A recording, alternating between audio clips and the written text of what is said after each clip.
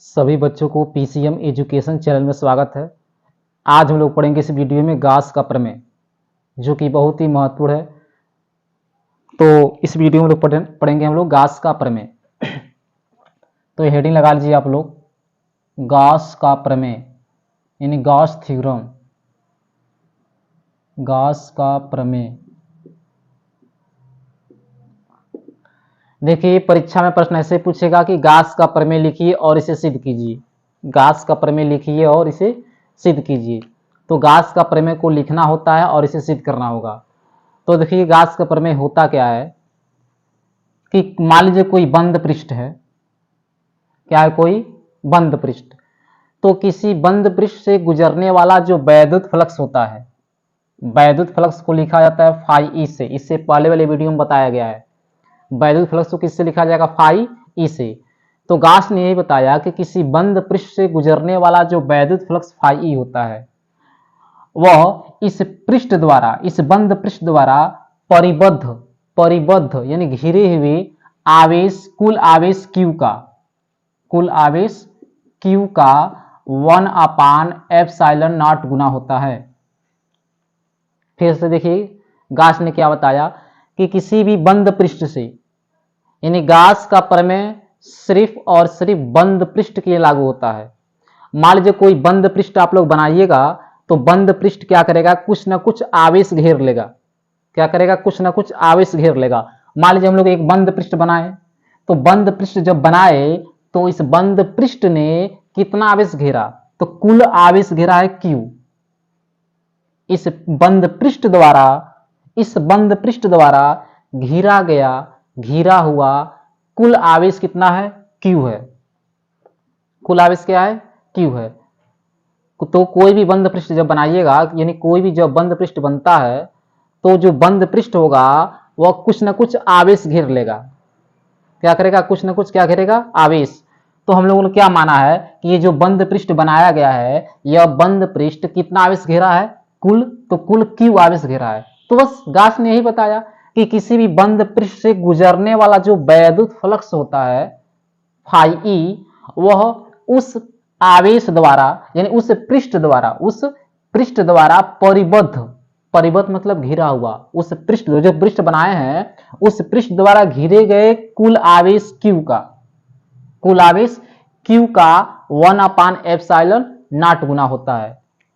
अर्थात इसी को लिख सकते हैं phi E equal to Q का मतलब गुणा हो गया 1/ε0, तो गुणा करा होगा यहाँ पे, तो Q अपान क्या आएगा? ε0। तो फाई ई इक्वल टू होता है Q/ε0। यही गास का प्रमेय है, यही इसका कथन है। अब इसी को प्रूफ करना है। तो एक बार और सुनिए गास ने क्या बताया था कि किसी भी बंद पृष्ठ से गुजरने वाला वैद्युत फ्लक्स फाई ई। तो हम जानते हैं कि कोई भी बंद पृष्ठ आप लोग बनाएंगे हम लोग, तो वह कुछ न कुछ आवेश घेर लेगा। तो इस पृष्ठ द्वारा घिरा हुआ आवेश, कुल आवेश क्या है? Q है। तो बस जब Q है तो गास ने बताया कि इस बंद पृष्ठ से गुजरने वाला जो वैद्युत फ्लक्स फाई ई होता है, वह इस पृष्ठ द्वारा परिबद्ध मतलब घिरे हुए कुल आवेश Q का 1/ε0 गुना होता है। तो यही है गास प्रमेय का कथन। तो यही लिखना है और इसे सिद्ध भी करना है। तो देखिए, तो इसके कथन में क्या लिखा जाएगा? अभी जो बताए हैं बस वही लिखना है कि किसी बंद पृष्ठ से गुजरने वाला, क्या लिखना है? किसी बंद पृष्ठ से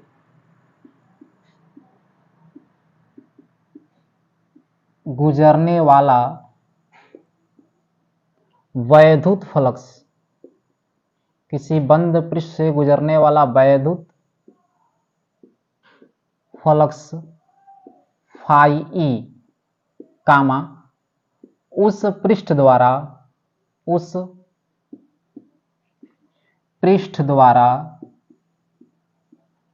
परिबद्ध मतलब होता है घिरा हुआ, उस पृष्ठ द्वारा परिबद्ध कुल आवेश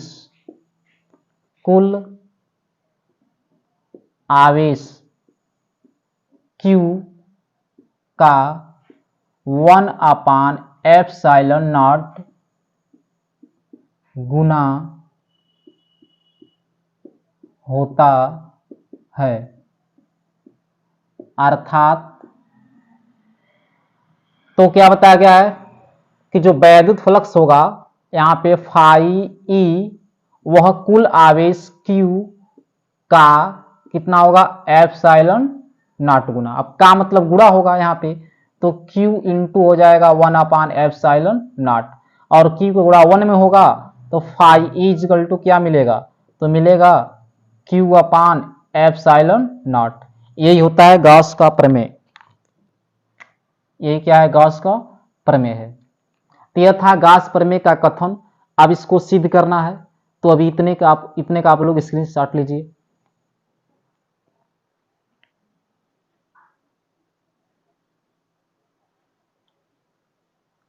तो देखिए ये तो गॉस प्रमेय का कथन हो गया, अब इसको प्रूफ करना है, तो हेडिंग लगा लीजिए प्रूफ। प्रूफ मतलब उपपत्ति, यानी कैसे से सिद्ध किया जाएगा।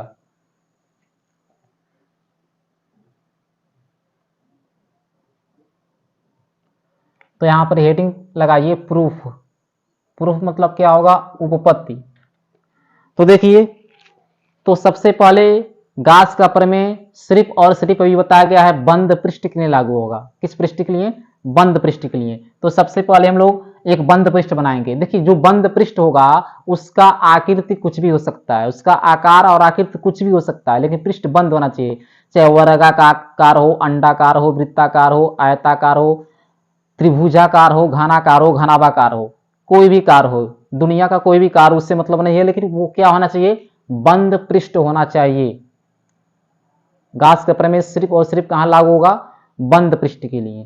तो मान लीजिए हम लोग एक बनाएंगे यहां पे बंद पृष्ठ।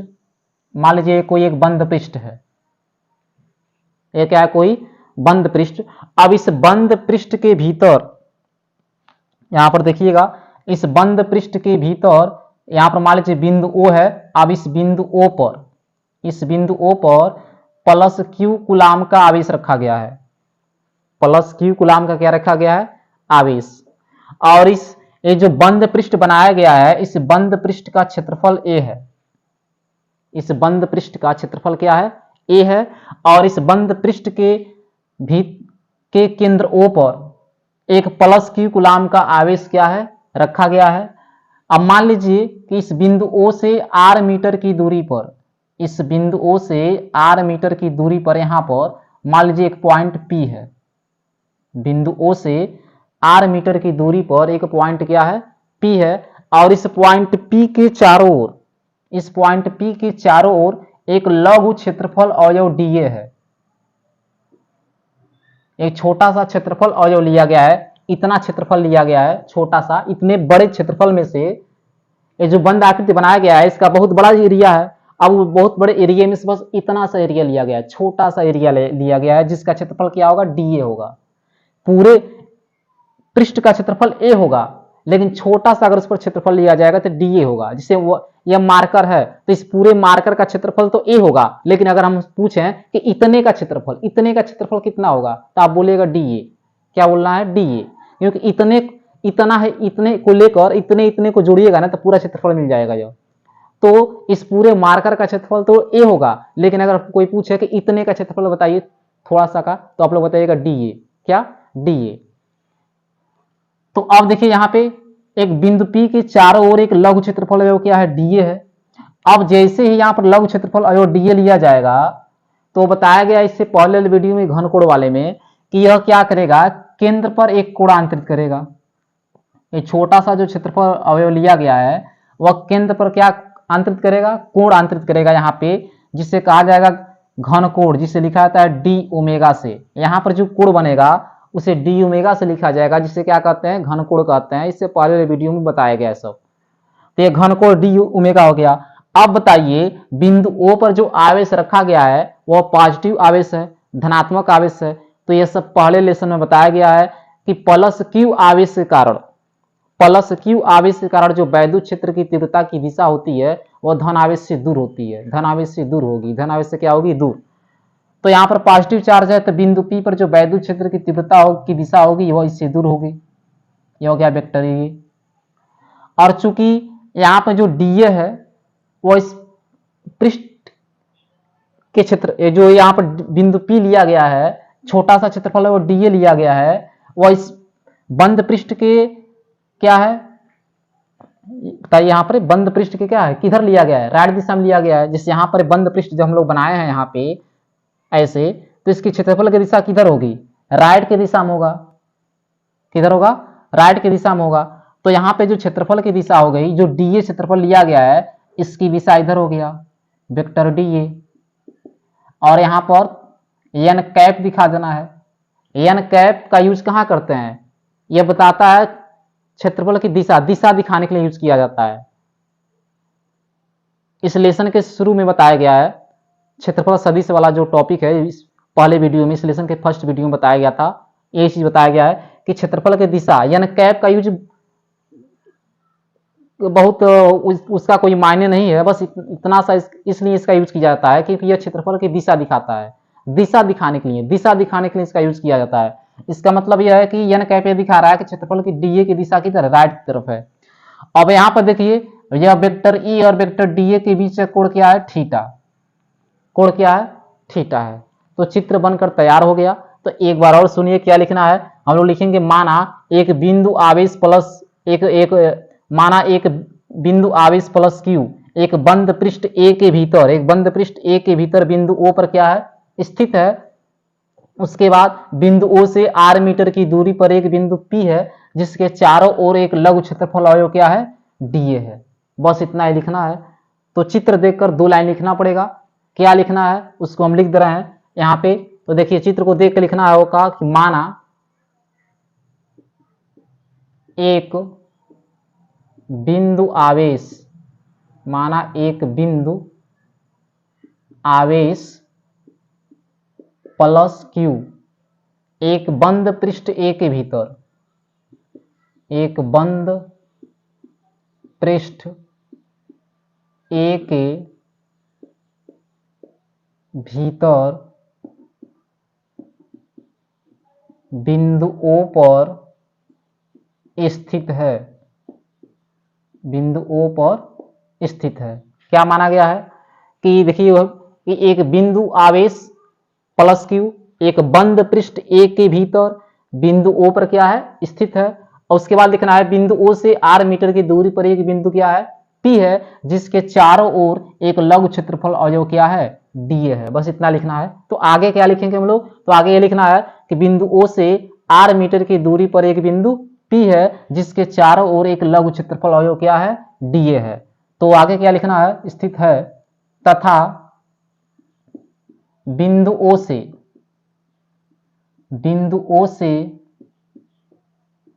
आर मीटर की दूरी पर एक बिंदु P है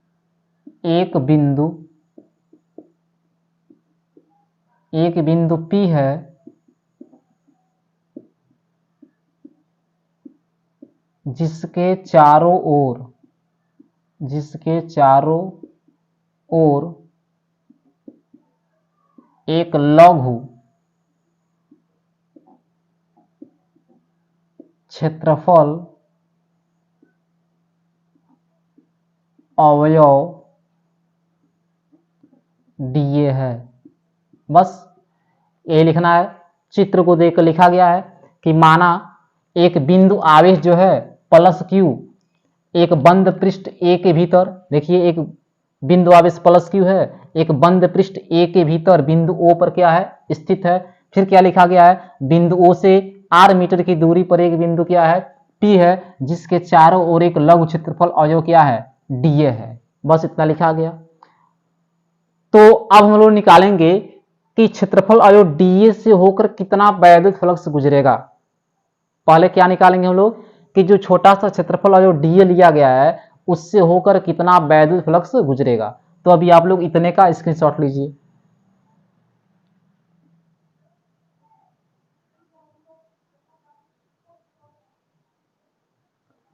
तो देखिए, तो क्या निकालना है कि क्षेत्रफल अवयव डीए से होकर गुजरने वाला वैद्युत फ्लक्स।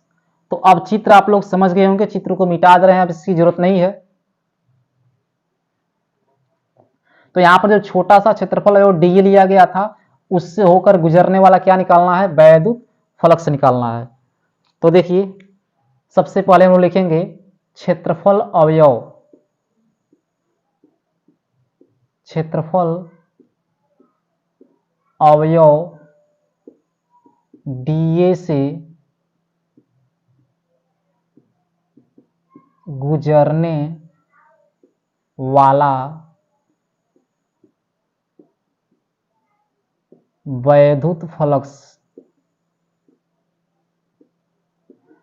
तो देखिए इससे पहले वाले वीडियो में बताया गया है, यह सूत्र होता है कि क्षेत्रफल अवयव, जहां पर यह लाइन आए कि क्षेत्रफल अवयव डीए से गुजरने वाला वैद्युत फ्लक्स। देखिए जहां पर हम लोग छोटा सा क्षेत्रफल अवयव डीए लेंगे, जहां पर छोटा सा क्षेत्रफल अवयव क्या लिया जाएगा, डीए, तो तुरंत तुरंत बिना कुछ सोचे समझे उससे होकर गुजरने वाला वैद्युत फ्लक्स निकालना है। जहां पर भी जिस फार्मूले का निगमन किया जा रहा है, जहां पर छोटा सा क्षेत्रफल अवयव अगर डीए लिया गया, तो पहला काम हमारा यह होता है बिना कुछ सोचे समझे कि तुरंत उस छोटे से क्षेत्रफल अवयव डीए से गुजरने वाला क्या निकालना, क्या निकालना, वैद्युत फ्लक्स निकालना। एकदम याद कर लीजिए, जहां पर क्षेत्रफल अवयव डीए लिए तो पहला काम हमारा यह होगा कि तुरंत क्या करेंगे हम लोग, उस क्षेत्रफल अवयव डीए से गुजरने वाला क्या निकालेंगे, वैद्युत फ्लक्स। तो वही तो लिखा गया है कि क्षेत्रफल अवयव डीए से गुजरने वाला वैद्युत फ्लक्स।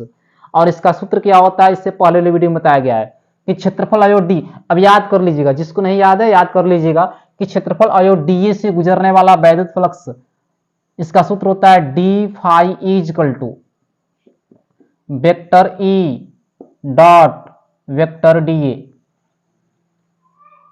यह सूत्र याद कर लीजिएगा, इससे पहले वीडियो में बताया भी गया है कि क्षेत्रफल अवयव डीए से गुजरने वाला, क्षेत्रफल अवयव डीए से गुजरने वाला वैद्युत flux D phi is equal to formula होता है vector E dot vector DA. सूत्र क्या होता है, vector E dot vector DA. तो जब भी यह सूत्र हम लोग लगाएंगे तो अगला स्टेप हमारा क्या होगा, स्टेप याद रखिए, अगला स्टेप हमारा होगा वेक्टर हटाना।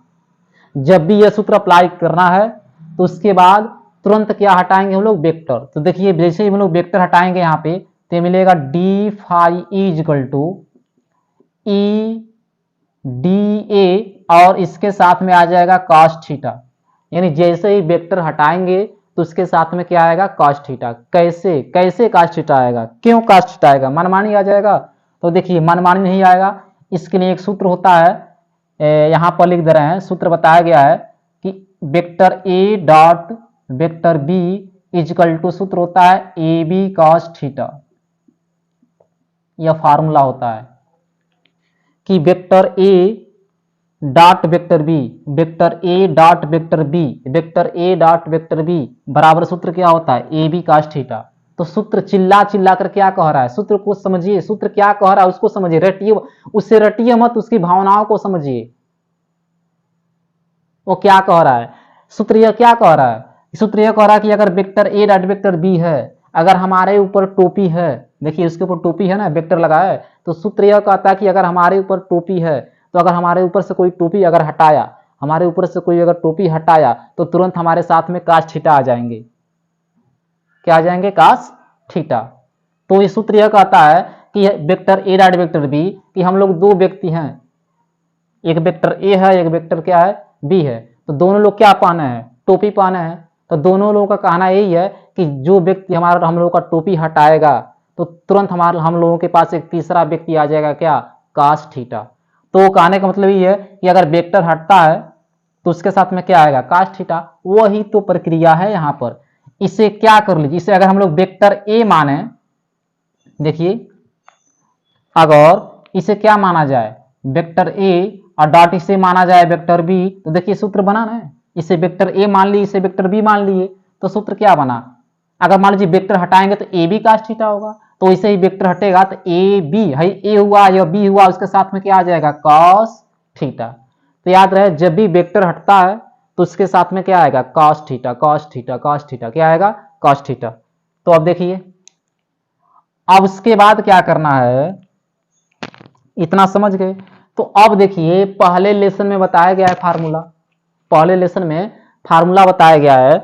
चलिए फार्मूला सब हम बगल में लिख दे रहे हैं। फार्मूला यही बताया गया है, चूंकि वैद्युत क्षेत्र की तीव्रता E इक्वल टू सूत्र होता है 1/4 पाई एप्सिलॉन नॉट Q/r²।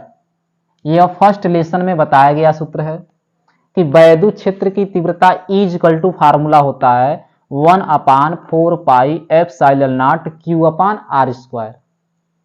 तो यहां पर देखिए E दिखाई दे रहा है, दिखाई दे रहा है कि नहीं दे रहा है? तो बिल्कुल E दिखाई दे रहा है। जब E दिखाई दे रहा है तो उस E की जगह पे हम लोग क्या लिख सकते हैं? 1/4 pi epsilon not Q/r²।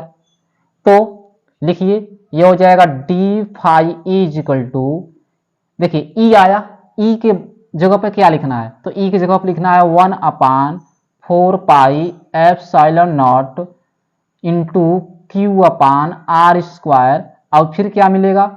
DA into क्या हो गया? cos थीटा हो गया, DA cos थीटा। अब देखिए क्या करना है, यह हो गया d phi equal to 1/4 pi epsilon naught, देखिए DA cos theta upon r² को एक पास कर लिया जाए, इस Q को यहां पर लिख दीजिए Q/4 पाई एप्सिलॉन नॉट। और देखिए तो DA cos थीटा क्या बचा? DA cos थीटा, और इसके नीचे क्या आया? r²। क्या आया? DA cos theta upon r²। तो ऐसे हम क्यों लिखे हैं? हमारे लिखने के पीछे राज क्या है? काहे हम DA cos theta upon r² लिखे हैं, क्यों लिखे हैं? तो यहां पर यह सब बताया जाएगा क्यों लिखा गया है, हर एक डाउट को क्लियर किया जाएगा। क्यों आखिर काहे लिखा गया DA cos theta upon r²? काहे लिखा गया है? तो काहे का शब्द क्या है? देखिए काहे का मतलब क्या है कि इससे पहले वाले वीडियो में बताया गया है कि घन कोण डी ओमेगा बराबर सूत्र होता है DA cos theta upon r²। आप बात समझे ना, काहे लिखा गया है? काहे लिखा गया है, समझ आया कि नहीं आया समझ कि काहे लिखा गया है? तो काहे लिखा गया है, देख लिए काहे क्यों लिखा गया है कि डी ओमेगा बराबर, घन कोण डी ओमेगा बराबर सूत्र होता है DA cos theta upon r²। इससे पहले वीडियो में बताया गया है। तो इसीलिए इसको देखते हुए DA cos theta upon r² को एक पास कर लिया गया। किसे एक पास किया गया है? DA cos theta upon r² को, इस फार्मूले को देखते हुए। तो यहां पर DA cos theta upon r² आ गया। अब इसके जगह पे अब तो कोई दिक्कत नहीं है, आराम से क्या लिख सकते हैं? D omega. क्या लिख सकते हैं? D omega. तो लिखिए, तो यहां पर देखिए ये हो गया d phi equal to Q/4 pi epsilon naught, और इसके जगह पे क्या लिख दिए हम लोग? डी ओमेगा लिख दिए। DA cos theta upon r² के जगह पर क्या लिखा गया? D omega.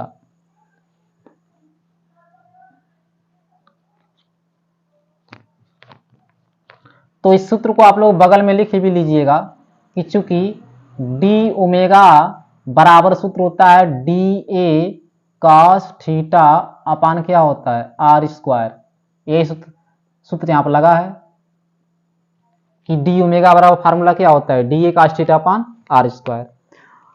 तो यह जो निकला है, यह क्या निकला है? क्षेत्रफल अवयव DA से गुजरने वाला वैद्युत फ्लक्स निकला है। जो बिंदु P के भी जो चित्र बनाया गया था, बिंदु P के चारों ओर एक लघु क्षेत्रफल अवयव जो DA इतना सा लिया गया था, तो उससे गुजरने वाला वैद्युत फ्लक्स यह निकला है अभी तक। लेकिन हमको निकालना है संपूर्ण पृष्ठ से गुजरने वाला वैद्युत फ्लक्स। उस पूरे पृष्ठ से कितना विद्युत फ्लक्स गुजर रहा है वह निकालना है। तो अगले स्टेप में हम लिखेंगे संपूर्ण पृष्ठ से गुजरने वाला वैद्युत फ्लक्स। क्या लिखना है? संपूर्ण पृष्ठ से गुजरने वाला वैद्युत फ्लक्स, संपूर्ण पृष्ठ से गुजरने वाला वैद्युत फ्लक्स, टोटल वैद्युत फ्लक्स निकाल रहे हैं पूरे पृष्ठ के द्वारा। जब पूरे पृष्ठ के द्वारा वैद्युत फ्लक्स निकाला जाएगा तो उसको सिर्फ फाई ई से ही लिखा जाएगा। अब यहाँ पर डी यू नहीं आएगा। और ये कैसे निकलेगा, तो इतने का समाकलन करना पड़ेगा। यहाँ पर जो आया है ना, इतने का क्या करना पड़ेगा, समाकलन। तो बस यहाँ पर समाकलन का चिन्ह बना दीजिए, बाकी जैसे है वैसे लिखिए, Q upon 4 pi epsilon not into D omega. बस क्या किया गया है, संपूर्ण पृष्ठ से गुजरने वाला वैद्युत फ्लक्स को सिर्फ फाई ई से लिखा जाएगा। और उसका मान कैसे प्राप्त होगा, तो यहां से जो मिला है इसी का क्या कर देना है, यहाँ पे समाकलन कर देना है, समाकलन का चिन्ह बना देना है। और चूंकि याद कीजिए जो चित्र बनाए थे हम लोग, वह एक बंद पृष्ठ लिए थे। पृष्ठ कैसा था, बंद था, इसलिए बंद समाकलन होगा। इससे पहले वाले वीडियो में बताया गया है, यहाँ पर एक गोला बना देना है, यानी से पढ़ते हैं हम लोग क्लोज इंटीग्रल, बंद समाकलन। बंद समाकलन क्यों किया गया है, क्योंकि जो पृष्ठ हम लोग लिए थे वो बंद था, तो बंद समाकलन करना है। अब यहां पर देखिए समाकलन किसके सापेक्ष हो रहा है, ओमेगा के सापेक्ष हो रहा है। किसके सापेक्ष, ओमेगा को। तो ओमेगा को छोड़कर Q upon 4 pi epsilon not को समाकलन से बाहर लिख लेना, यह अचर पद हो गया, अचर पद ये हो गया, इसको समाकलन से बाहर लिख देना है। तो फाई इज इक्वल टू समाकलन से बाहर आया क्यू अपान 4 पाई एप्सिलॉन नॉट और क्लोज इंटीग्रल ऑफ क्या बचेगा, सिर्फ डी ओमेगा। और याद कीजिए हम बताते हैं बार बार कि समाकलन में डी हट जाएगा, समाकलन में क्या हटेगा, डी। तो डी हटेगा तो यहां बताइए Q upon 4 pi epsilon not गुणे,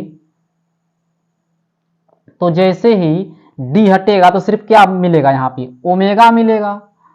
जब ओमेगा मिल गया तो बहुत खुशी की बात है। इससे पहले वाले वीडियो में बताया गया था कि ओमेगा बराबर होता है 4 पाई, याद आ रहा है। जो लोग पहली बार वीडियो देख रहे हैं, उन लोगों से मेरा निवेदन है कि सबसे पहले आप लोग जाकर हमारा इससे पहले वाला वीडियो देखिए। तो बताया गया है कि डी ओमेगा बराबर सूत्र क्या होता है, 4 पाई रेडियन, बताया गया ना। तो ओमेगा की जगह पर क्या लिखेंगे हम लोग, 4 पाई।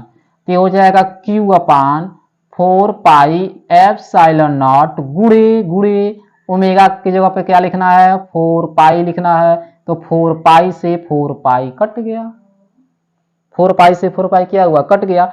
तो फाई इज इक्वल टू क्या बचा, ऊपर क्यू और नीचे क्या बचा, एप्सिलॉन नॉट। तो यहाँ पर जगह नहीं है, देखिए यहाँ पर लिख दे रहे हैं। तो इस तरह से फाई इज इक्वल टू क्या बचा, क्यू अपान एप्सिलॉन नॉट बच गया। देखिए 4 पाई से 4 पाई कट गया, तो ऊपर क्यू नीचे एप्सिलॉन नॉट।